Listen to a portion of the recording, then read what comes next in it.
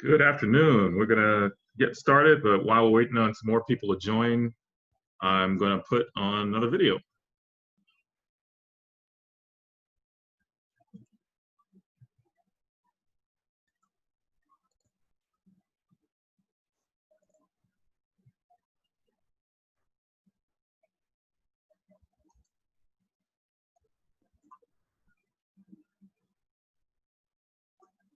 Which is actually the second level of the game, and I call it the Chartreuse Plains. And like a lot of things, I started it off with a reference photo that I really loved. I just loved the contrast, and the colors were a perfect backdrop for the fox. So this was the feeling I was trying to recreate in Unity. And to save even more time, because there's a lot to juggle as a game developer, I used the stylized nature pack and the forest animal fox asset from the Unity asset store. And I'm going to show you a really quick time lapse of how I made this environment. The first thing I did was modify the ground texture to match that dark brown found in the reference photo. I also messed with the terrain shader and found a metallic shine which looked cool. Next, I placed some trees using the Unity terrain editor and tried to match that bold yellow on the leaves. With this specific environment pack, I could actually change the leaves inside the Unity editor, but normally you have to take a texture into Photoshop to modify it. I did the same thing with the grass texture. I changed the color to a type of golden wheat so that the dark ground would peek through occasionally. Underneath the trees, I would decrease the grass density, but in the fields it was mostly golden grass being moved by the wind. Unity does the hard work of adding color variety to each plane of grass, which adds contrast and color. After I was satisfied with the trees and the grass, I played with the directional light so that the strong shadows would be cast on the ground. There are sliders for shadow darkness and light intensity, so I just experimented until it felt right. I also added a lens flare, which seemed to annoy some people online, but I loved how cinematic it made it feel. Next, I knew I needed some clouds in the distance, but I didn't have time to paint an entire skybox, so I went to, you guessed it, the asset store. I actually found an amazing free asset called Fantasy Skybox. I imported that and adjusted the tint setting. I thought a complementary color to the fox would look great, so I went for an emerald green. I remember thinking how nice it was that the emerald green worked so well with the bright yellow. It was just something that worked by accident, like a lot of creative work. Next were the fine detailed touches, which actually added a lot to the scene in retrospect, especially with the minimalistic art style. I added some air particles which came with the pack, added some falling yellow leaf particles which emitted from the trees, and also some sun shaft particles near the trees as well to imitate volumetric light. I added some fog to give the impression of atmospheric haze, then went to the camera post-processing filters for some final touches. I added a vignette, a bloom, and a sun shaft effect. And there we have it, the second level of the first tree. Maybe it's a bit overwhelming seeing all the work done at once, but remember, for you it doesn't have to be one of 5 levels. You have an entire environment and a striking art direction ready to use. You could start and finish an entire game using this level alone. The amount of time you save by leveraging stock assets is astronomical. I know making a game can be overwhelming, but remember to ask yourself, how do you eat an elephant? One bite at a time.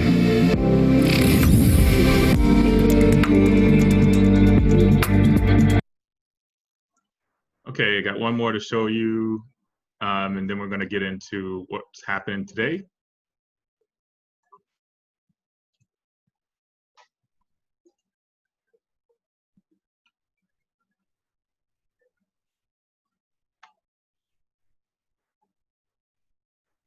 From other rigs. Instead, all rig options are displayed at all times. Ladies, hi, my name is Amy and I'll be your waitress today. Is there anything I can get you to drink while you're looking at the menus?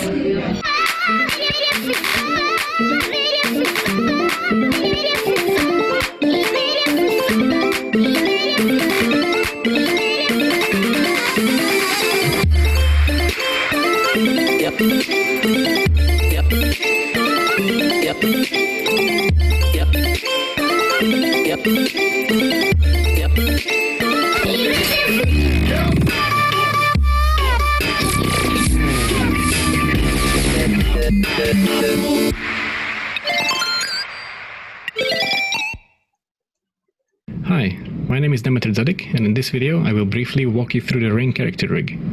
One of the goals for this rig was to make it accessible for beginners while still providing all the tools to make the rig viable in a small but professional production. Let's start with the rig's user interface. You can press the N key to bring up the sidebar and click on the Cloud Rig tab. In the Outfits panel you can find settings that change how the character looks. Most of the options currently available are only there to help the animator hide certain parts of the character when they don't need to see them.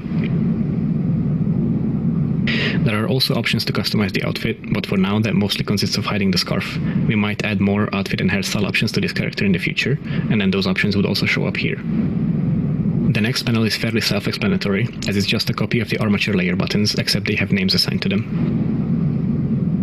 The settings. So I'm going to stop real quick just to mention what we're looking at. So this is a new product by Unity. By Blender. It's called Blender Animation. And we're going to get into Blender in a couple of weeks, but you can see here the Blender logo over there. So I actually haven't used this one, but we're going to be using this in this class. So by the time we get to this, which is in 2 weeks, I would have used it and played with it and messed around with it and downloaded it and all that stuff. But what it is a rigging tool, and we're going to talk about what rigging is later on. But just know that before tools like this, used to be really, really hard to make animations actually do things without moving each arm using code or drawing, making the transform actually move the arms and all that. Now it's going to be so much easier to do this. This is just one of many programs like this. I'm just making sure I'm still speaking. There's other programs like this, like there's one called NVIDIA, let me make sure I not messed that up. It's NVIDIA Sim or something like that. And they have a similar program where they have Isaac Sim is the name of it. And theirs is more focused on like robotics, but still has the same kind of thing where you can rig, meaning you can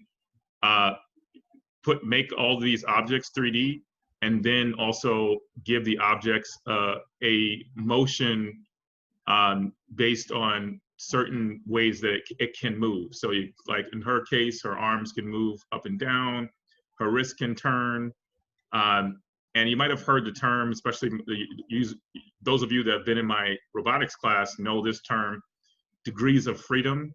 And what that means is the ways in which you can move, or you can move a certain thing. So if you think about a human, we have many, many degrees of freedom. So which means, what I mean by that is like your toe can move certain ways, and so can your ankle and your whole foot and your ball of your foot and your heel. Like all those things are different movement points in your body. And so it used to be that you had to code each one of those in order to really make something look realistic in movement. And that's what made movies like, if you ever saw Avatar, what made those movies so special was they finally started taking the computer animation and then using people to model that movement. So the person would be running around, and the actual animation would also run around when the person did. Okay. This panel is where you find settings that actually affect how the rig behaves, such as FK switching, parent switching, etc. It may look like a daunting amount of sliders and buttons, but note that this UI is not context sensitive to what bone is currently selected, which is what you may be used to from other rigs.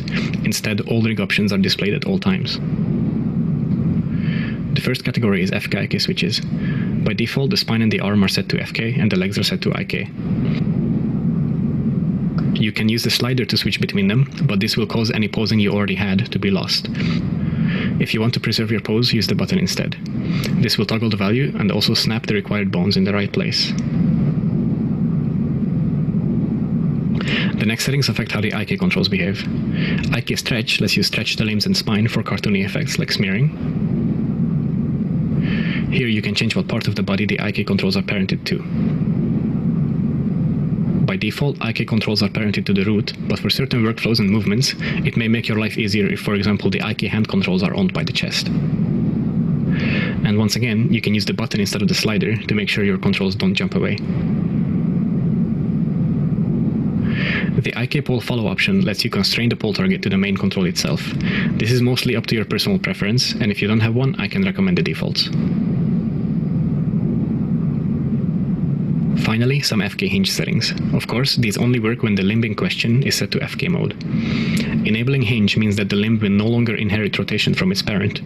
This can be useful in many situations, so if you find yourself counter-animating a shoulder or thigh or the head, consider trying this option. Remember, you can even use a value between 0 and 1. The face settings I will come back to later, and as an animator you don't need to worry about the viewport display panel. Now let's get into the actual rig. You've already seen me play with the IK and FK controls, but when you enable the secondary layers, you'll see that some controls are doubled. This is to enable a workflow where, for example, you might want to animate larger movements on one bone and smaller details on the other. So you see how detailed this could be, and as he's adding these animations or these movements, you know, once you've done it once for a particular rig, person, or mesh, you can do this over and over and over again. So he's going to do the fingers and the and whatever he's missed so far. Even the I think you can even animate the mouth. Or in the case of FK, it can help avoid gimbal lock problems, since a parent control can change its child's orientation without aligning any of its gimbal axes. But if you're a beginner, you can feel free to ignore these and just stick to the primary layers. The stretch layer is where you go for detailed cartoony effects as well as small adjustments to get smooth curves on the character. You can scale these bones on their local y-axis to adjust the curvature, or scale them uniformly to change the volume. You may need to enable X-ray to see some of these controls. The controls for the palm and fingers were kept straightforward and minimal. You have metacarpals and you have the fingers. You just have to rotate them and that's it.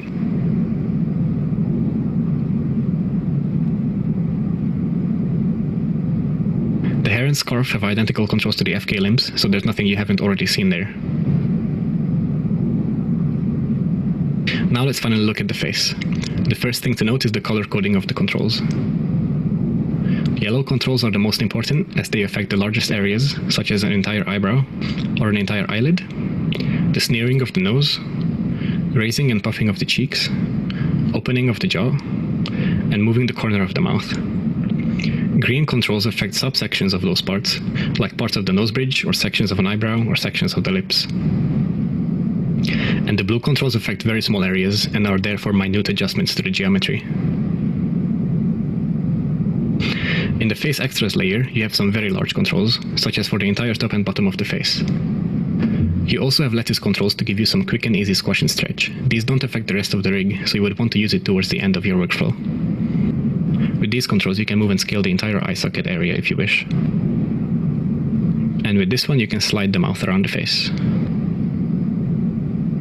The face tweak layer consists purely of very low-level controls for tiny adjustments. Now let's go back to the UI to see what face-related settings we skipped earlier. First off, you can enable the eye dots. These are simply a pair of white dots that can give you a fake cartoon reflection. You have a couple of controls for it sitting on the iris. Okay. So we're going to stop that, but you can see how detailed this can get. Is that pretty cool?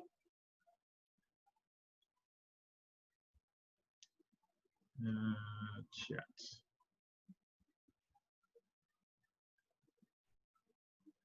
Okay, somebody give me a mic check if you can hear me. I can hear you. Okay, good, good.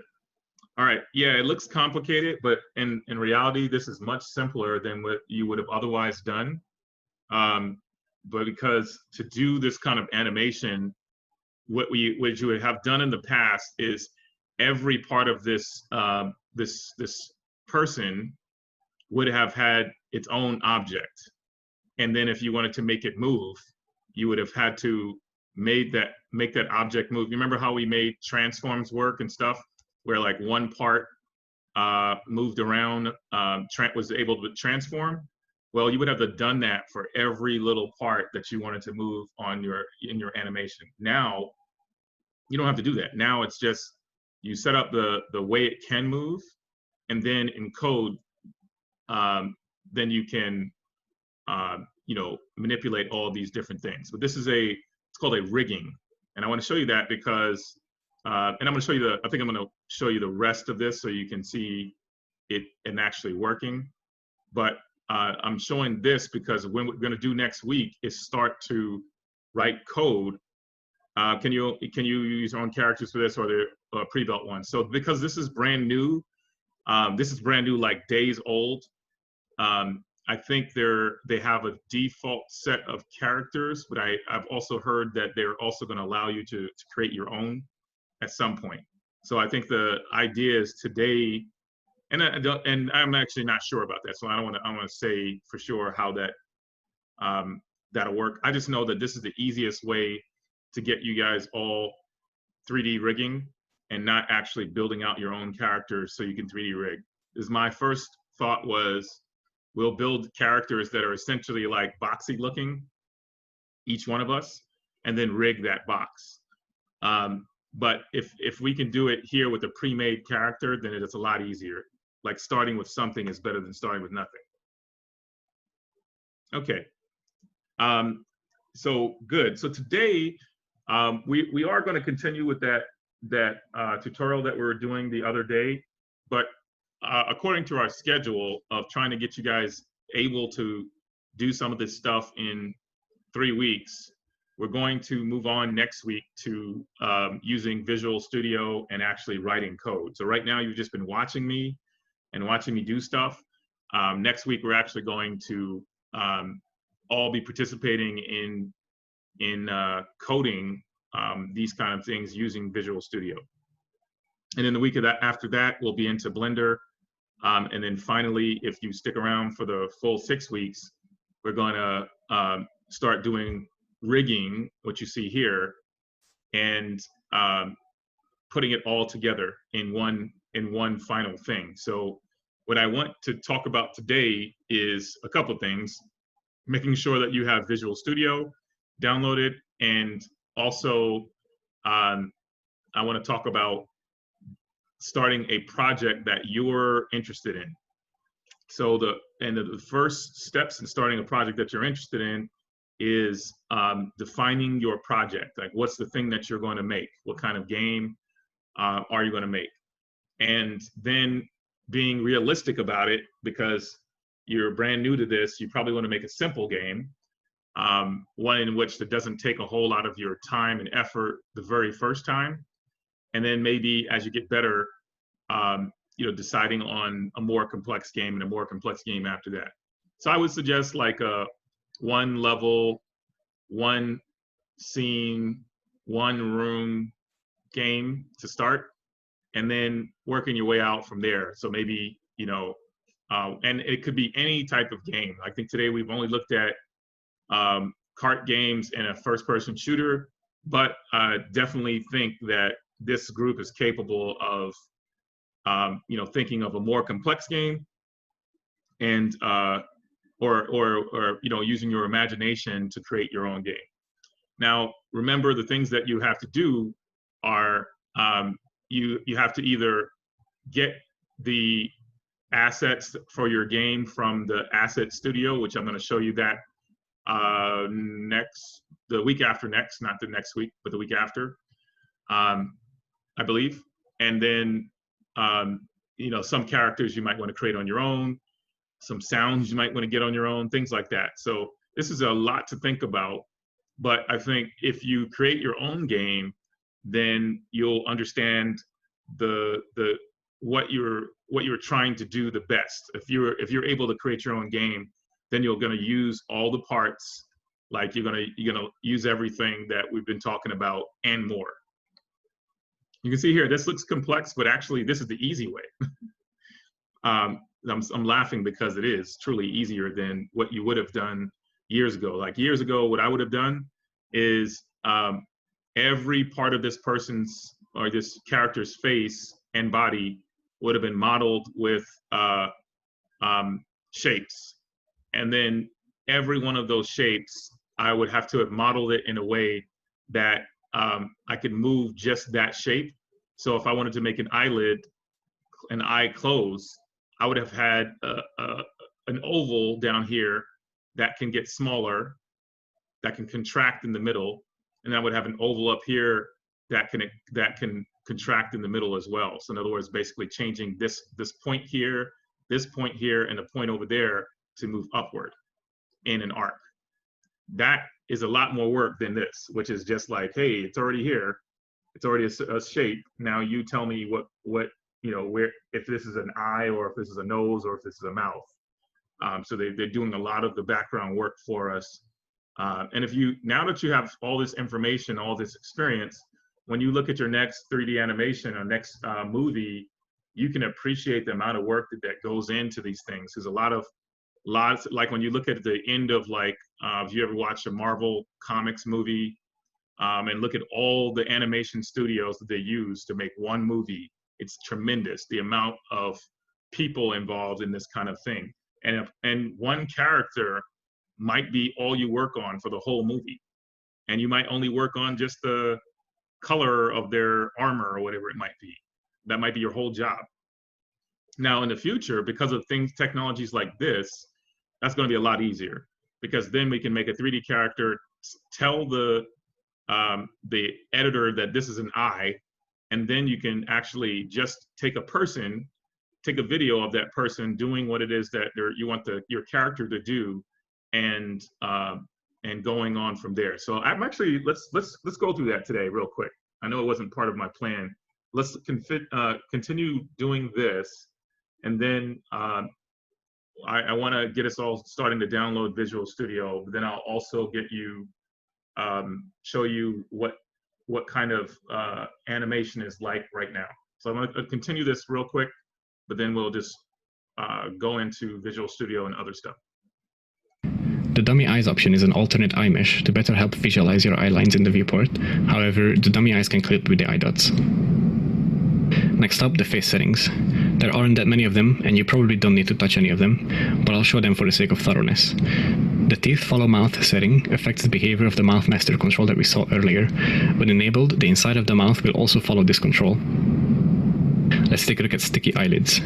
Let me bring the eye target closer so you can see what happens when the eyes look around. And as I increase the sticky eyelid setting, you can see that the skin around the eye reacts a lot more.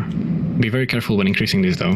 While it can make your workflow faster, such automated motion on the face can also look cheap. Ideally, you would want to animate these subtleties manually. But if you don't have time for subtlety, you can even expand this effect to the outer ring of the eye. The eye target parent, fairly self-explanatory, affects what bone the eye target control should follow. Just like IK controls, by default it will follow the root. You can also control the eyes directly by rotating these controls. In that case, you would want to set the eye target parent to be the head. If you're just starting out, my advice for animating this face rig is that you should definitely aim to animate these controls in a hierarchical order from top to bottom. That is, start with the yellow ones, then the green ones, and then the blue ones if you need them. And that's all there is to it. Thanks for watching and enjoy the rig.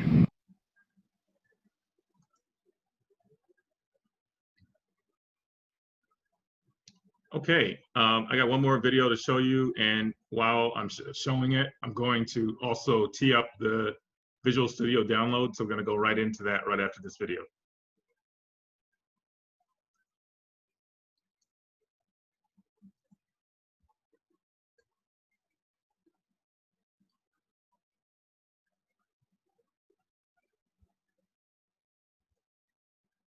No one knows where it comes from.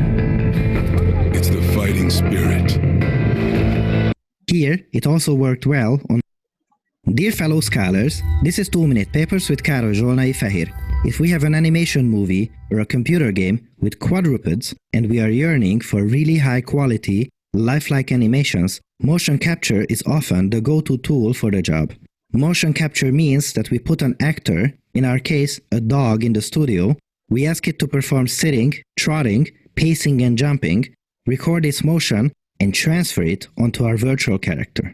In an earlier work, a learning-based technique was introduced by the name Mode Adaptive Neural Network, and it was able to correctly weave together these previously recorded motions, and not only that, but it also addressed these unnatural sliding motions that were produced by previous works.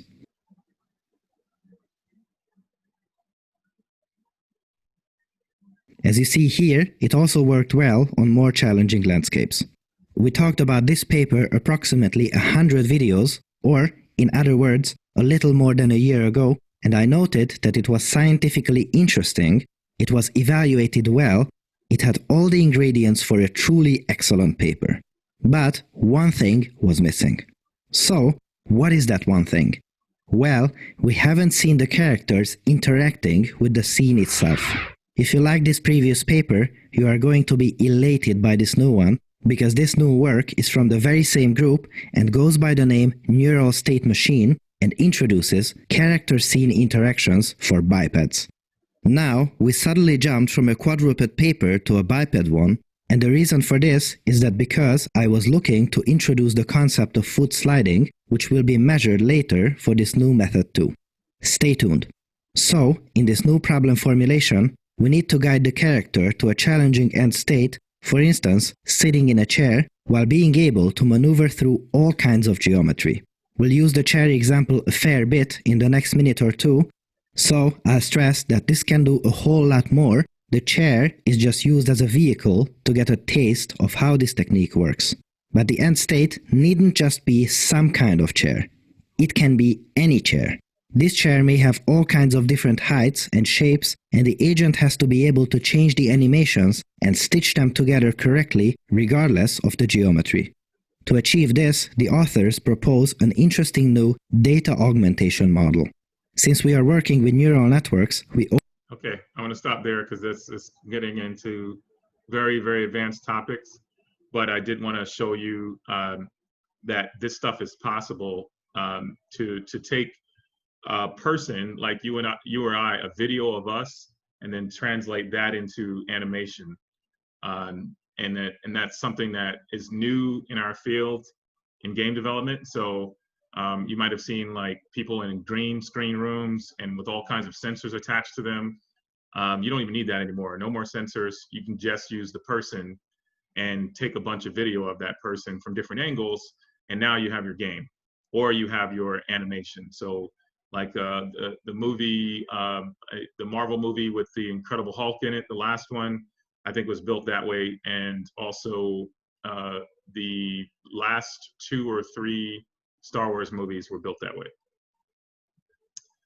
Certain parts. So they didn't have the person standing there with the green suit on and sensors all over them anymore. Now it's just straight video, and that's it. Any questions about that?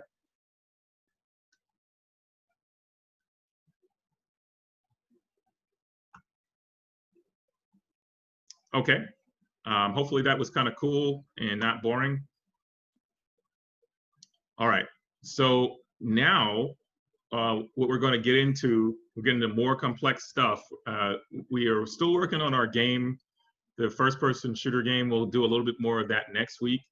But what I want to introduce you to is actually programming starting next week, your game. So right now, what we've done with the game is we're putting in Unity automated actions. So those are like shooting the character and a few shots, gets rid of the character, great.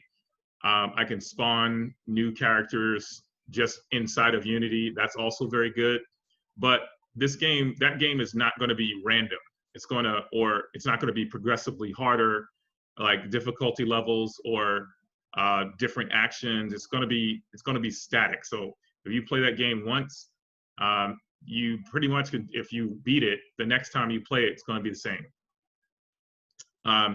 So what we want to do is, for the best experience for our game users, is we want the game itself to be not thinking is not a good term for it, but reacting and getting more challenging. That's the point of some of these games, is to actually become more of a challenge for you, so you keep playing it. And obviously other things that you can do, like have you play against other people.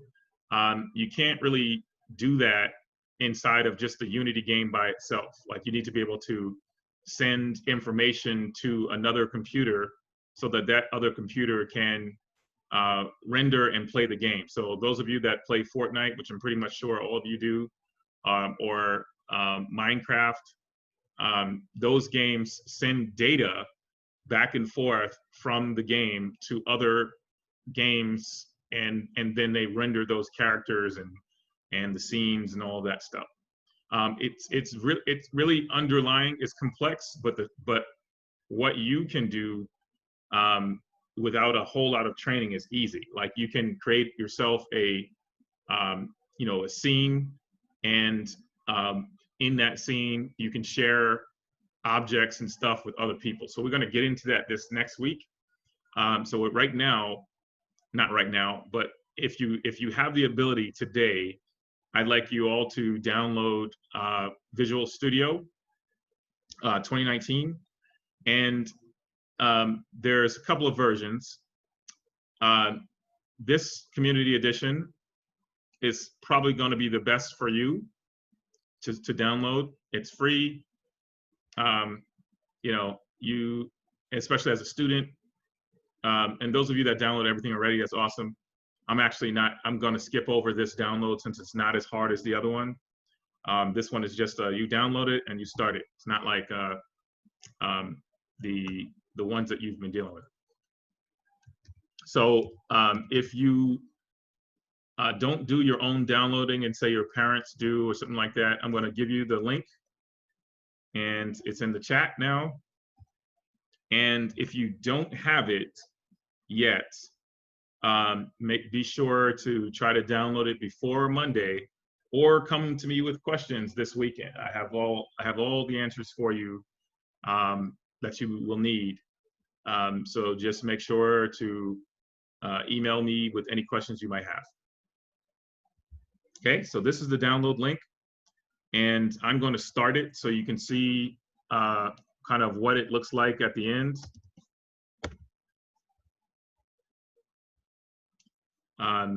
So I'm gonna run it in a second. Okay, so I'm doing this work for this client. Probably never heard of this client, so don't even pay attention to that.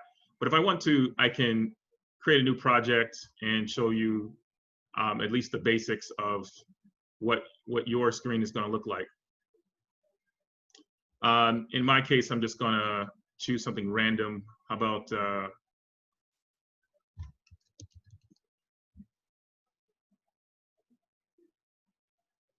wrong one, sorry.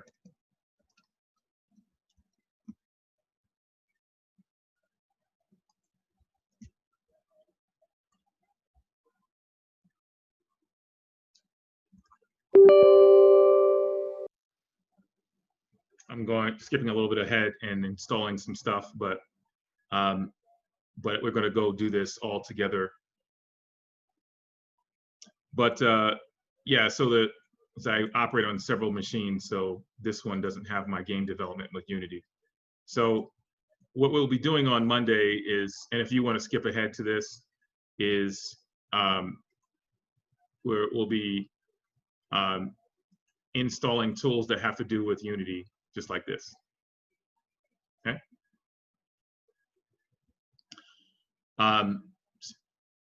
So I have all these things already. What I'll do is undo it so you can see me doing it. Yeah, if you're loading or waiting or anything like that, you don't have to tell the whole group, because I'm sure that's happening for everybody.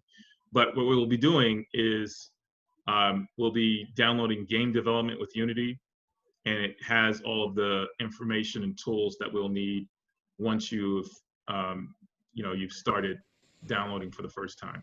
Can I download this after class or no?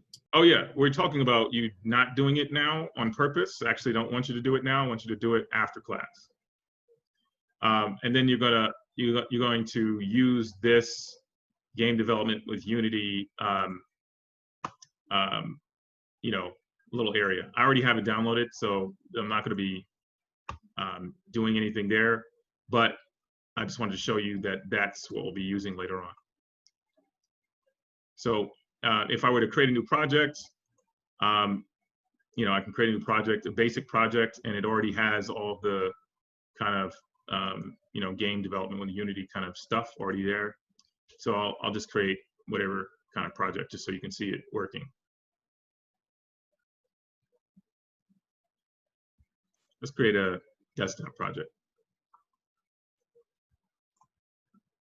Sure. What Visual Studio looks like is kind of looks like Unity in a way. Also kind of looks like Blender and some other tools that you'll come across. Your code that we're all going to be writing is in something called C#, and when you finally get it open for the first time, it will ask you what kind of project you want to develop. You're going to say something like, you know, game, and you'll see a screen that looks like this. And next week we'll get into this real deep. I just want to make sure that you all get to the point of opening this editor. So it should look like something like this. It doesn't have exactly like this, like sometimes the toolbox is open. And then this is the project file area. This is the properties area. So if you think about the things that you were doing before, it has similar stuff just in different places. So this particular place is very, very similar to that hierarchy window. And this one is very, very similar to that inspector window. This is where you write code. The other things to know about this is that you can play or run your code directly from in here using, you know, run your code right here. And then you can also debug your code, which we're gonna get into all of that. But that's the basics. Monday, we're gonna get into a lot more detail about all this stuff, but this is the basics that you should know. I really just want you to be able to download that this weekend so that on Monday, when we get started, it's, you know, it's not questions about how to download. Does that make sense? Cool. Should get a bunch of head nods on the chat. Okay, so that's Visual Studio. If you have downloaded Visual Studio already, cool, because I'd rather everyone get it done this weekend so I don't have to talk about it, get it downloading. But then you can also go ahead, if you have the space, you can go ahead and download Blender too. And Blender is, I'll show you exactly where it's available so you can get there.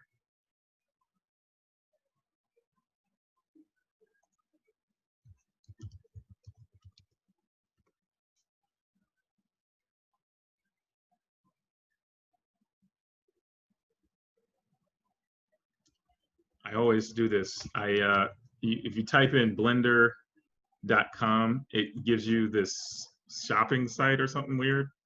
It's blender.org. So there you go, blender.org, and download Blender 2.832. Okay, so do those two things. Even though we are not going to be really using Blender this week, we will get into it the following week. So I want to make sure that you all have it. And then I think that is all I wanted to show you about Blender. But I do want to go back to Unity for a little bit and talk about some assets that you have available on your site. So now that you all have been into Unity, I think everybody in this call has gotten into Unity. Somebody wants to be let in? Okay. Now that you've all been on this call, and I'm sure that everybody here has opened Unity and at least played around a little bit, and maybe you're just following me along, but that's cool too. What we want to do is start to use some of the products in Unity. So I want everybody to get used to kind of signing in and looking around Unity. So I'm going to sign in now with one of my addresses, probably this one. Hopefully it takes us into Unity so you can see what, yeah, so I'm signed in now, and you can change some settings there. I wouldn't do that if I were you. I would just stick with what's here. And Unity has, let me move this mess out of the way so I can see you guys. Unity has different areas. They have a gallery. They have the products that they have in there. They have different solutions that are here. And then they also have that learning track. That's what we're doing right now, and service and community. So you can look at what other people have done. So if I look at like made with Unity, these are different games that have been made with Unity that you can browse, and it's not every one of them. These are just some of the games that have been made with Unity. Right?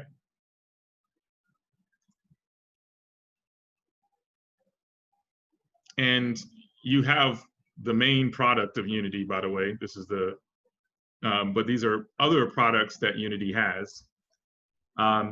This is one specific or very, very close to like GPU acceleration, and it's one that you have to buy. I have it, but I don't expect that you guys should buy this, but I use it quite a bit.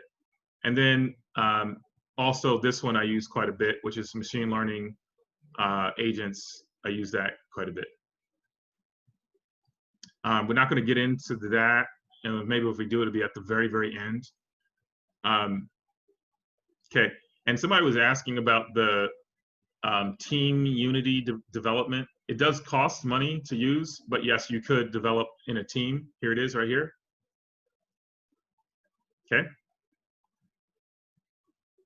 And then this one is also cost money, but you can run like, you know, your simulations of your game and then do things like in machine learning using this. It costs money, I believe, eventually. Okay, those are the ones that I use. There's more in here, obviously.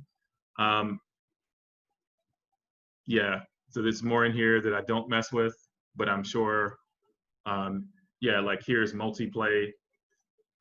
So you could do this. I do my any kind of multiplayer stuff.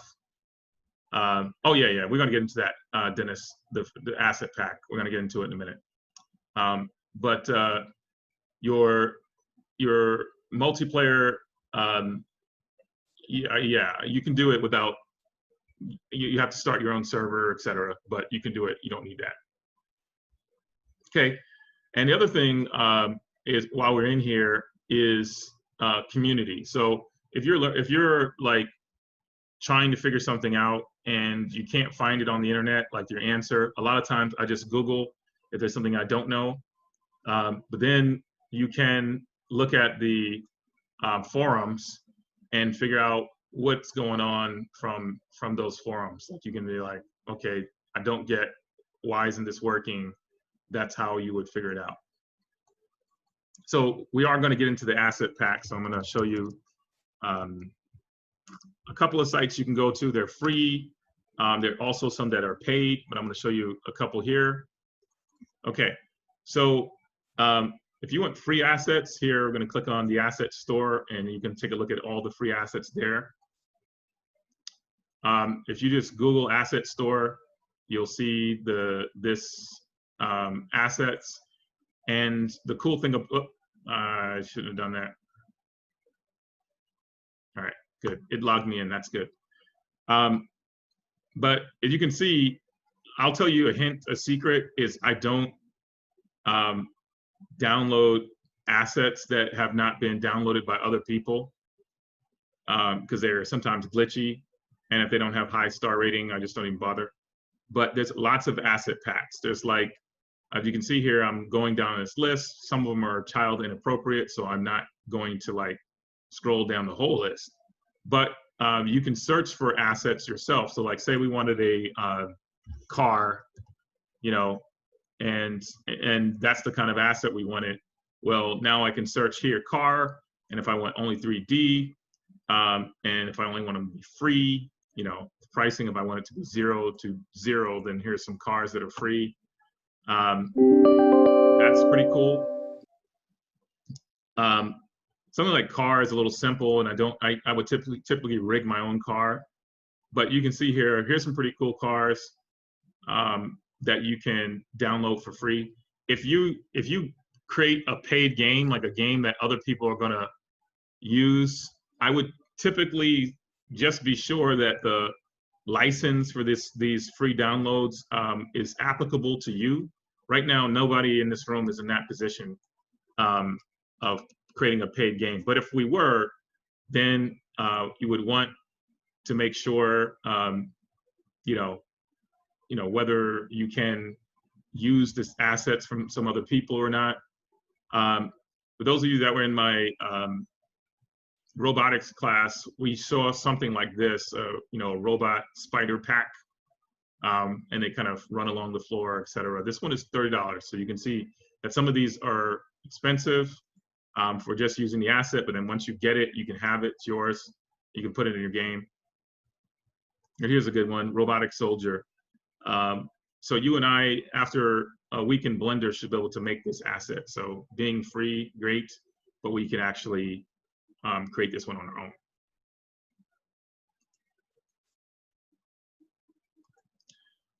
Once you have your assets, you add it to your asset list. So let's just say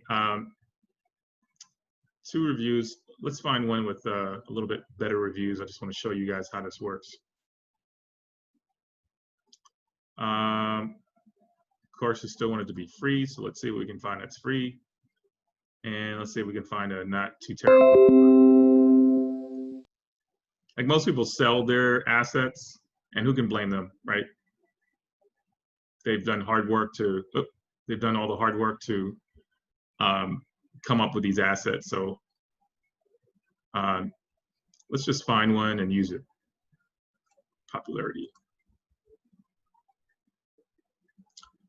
Well, this one isn't so car asset. Oh, great, thanks. This one isn't so cool. I'm not really so happy with any of these. I feel like I could make all of these. I was trying to find one that's not bad looking for you.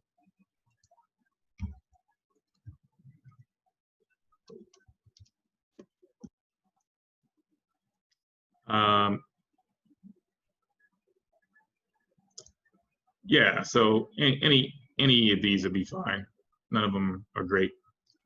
And let's find a free one. Okay, so if I wanted this boat, what I would do, and I don't particularly want this boat because I make it myself, but I just want to prove a point. What I could do is, don't spam the chat, Jasiri, please, thank you. Especially no caps. All right, so if I want to, I can add to my assets and I accept the license. The license is, you know, can't use this anywhere else. And now if I wanted to, I can look at my assets inside of the browser, or I can open this in Unity. So if I wanted to like just see what this looks like in Unity, I open the Unity editor, and I need to bring it into the screen so you can see what's going on there. Okay, so here are my assets so far. I don't have anything. I've got an abandoned building, and I've got the ARKit plugin, which I use quite a bit. So those are my assets I currently have. So I hit plus, and I can either add it from the Git repo, I can add it from something called Tarball or a disk. Okay. And if I go to my assets here, here it is, my fishing boat. It will sync when I launch my Unity project. Right now, I'm in the tutorial project, so it won't let me do that. But if I was in my own project, it will show up here, my list of assets. Any questions about that? Anybody? How do you open that tab? Okay, so package manager. There's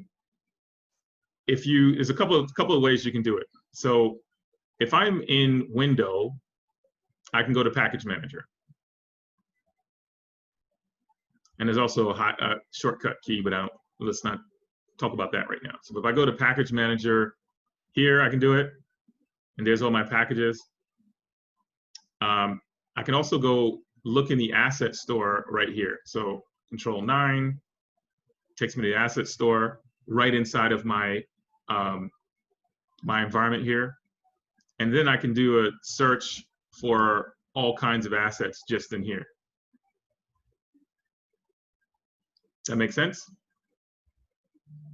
Cool. So if I want to, let's find, you know, for Jasiriel, since he's so adamant about a car, let's find a car. This one is free. And I'm download it. It says you purchased this item, but you didn't purchase anything because it's free. Then I'm going to import it. And now if I go to, if I click on import, I'll get this pop-up that says import package. And this is the whole car. And you can see here, it has all these materials, which we haven't really gotten into materials yet, but we will. And textures, we'll have to get into that too. This is the mesh of the car, which we're going to get into meshing and rigging in 2 weeks. And then these are the prefabs of the car. So remember, we were talking about prefabricated objects. This is that right here. And they also include a scene for you if you want to use the scene, but you don't have to. And I click on import, and it'll import this package into this current set of assets. So you can see here, now I have my, this is the concrete of the car. And here, prefabs, there's the car. So it's important to know that these are all your materials and all your assets and all the stuff that you ever have in Unity. This is not what's happening in the game that you're developing right now. This is just like a list of everything that you can use. And then the stuff that's in your game is actually up here. So if I drag this, if I created a scene, and let's say I wanted to just drag a car into that scene, let's drag this black car. Now you see it show up here, right? And if you recall, here it is, here's your transform, here's your components, all the things that you can do today, which right now is nothing because you don't really have anything, any interaction with this car. Is a low polygon count bad? It depends on the game. Yes, a low polygon count can be bad. And why is because it doesn't look sharp when it's rendering. And then, so it can be bad. So it can look very pixelated. So if you look at the bottom of this car, yeah, it looks really kind of not highly detailed. Like the closer I get into the wheels, it doesn't look so super sharp. This one was free. So somebody designed this and quickly, you know, put it up there. So yes, a low polygon count can be bad depending on the game. Like some games you want to have quick rendering. So like say I'm writing a game that's on my iPhone and I don't want to take a long time to load. I don't want it to have a lot of like long download or require a lot of data to stream. Then you want a low polygon count. So it's actually not bad. Okay. All right. So here's my car. Remember, if I wanted to resize it, reshape it, I can add components to it. So remember, that's that box collider sitting right there, but I can undo that and here are all of my effects that I can add, right? I can add all kinds of stuff. I can make it rev up when the car starts and add some audio, right? You know, I can do all kinds of stuff with this. So I want the everyone to download, like I said, Visual Studio, and if you can, go ahead and download Blender. I know we're supposed to do that like in a couple weeks, but might as well just get it downloaded, especially if some of you have to talk to your parents to get it downloaded. Rather than go to them like 50 times, you can say, hey, mom and dad, I have 2 more, you know, pieces of software I need to download for this class. One is Blender, one is Visual Studio. I need Visual Studio right now. I need Blender next week. So if you want to just help me download those and, you know, start them up so you can make sure they're working this weekend. Okay, very cool. I think today was a good class because you guys got a view into where we're going next and also hopefully understand the kind of stuff After a bit of research, you have to add Visual Studio module to Unity, blah, blah, blah, blah, Unity, not Visual Studio. Yes, this is true. So you have to do both ways. Yep. So yeah, don't worry about that. We're going to be doing that next week. We're going to do it as a group. Yeah. So in Visual Studio, in order to use the Visual Studio, the Unity terminology and assets, things like targets and Unity objects, you need to have the package inside of Visual Studio. In Unity, in order to use Visual Studio, you need the Visual Studio module for Unity. Okay, so yeah, it's pretty big. Someone says, should we start it now? Yeah, sure. It is pretty big. We're actually, Monday, we're going to focus on the Visual Studio itself, but yes, you could start downloading it now. It will not hurt anything to start downloading it now. Okay. I'm actually going to walk you through it, so don't worry about it now. Just make sure you have Visual Studio and Unity. If you want to download it now, go ahead. Any other questions, comments, thoughts? Is this a okay class? Is it too hard, too easy, boring? What's up? I can make it.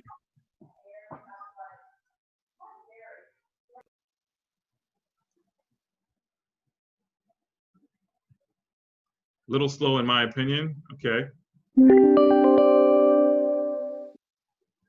Yeah. Yeah, I think getting everyone up to the same place takes a little bit of time, especially some people are brand new to this stuff. But I do agree we could move faster. Personally, I would move faster. But getting everybody at the same spot is important. And then the other thing is we actually went through a 5-hour tutorial in less than 5 hours. So this is the Unity tutorials that we've gone through so far are total time about 5.5 hours. And obviously our class has not been 5.5 hours. So we're moving a little bit faster than the tutorials expect you to move, a little bit. Yeah, so that's just something to know. And then the other thing is, as the weeks progress, it is going to be as easy or difficult as you can manage. So as you start writing your own game, what I'm going to do is teach you, no, we went more than 30 minutes faster because we actually didn't do any of the tutorial today. We did days 1 through 4, right? So we're actually 4 days, 5.5 divided by 4, that much faster. Yeah. All right. So, yep.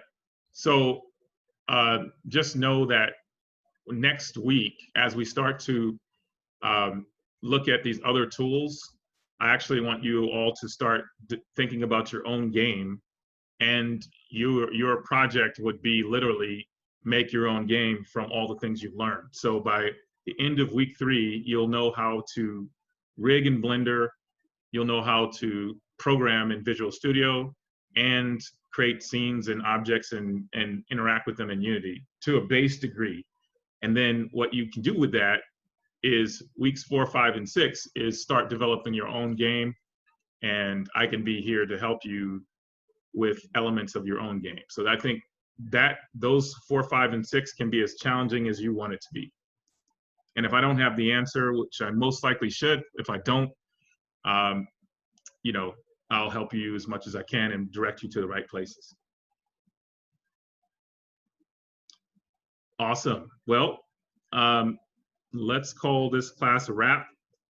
Make sure to have Visual Studio for Monday, and then Blender maybe somewhere after that. And good stuff. Or we'll talk to you all on Monday. Have a good weekend.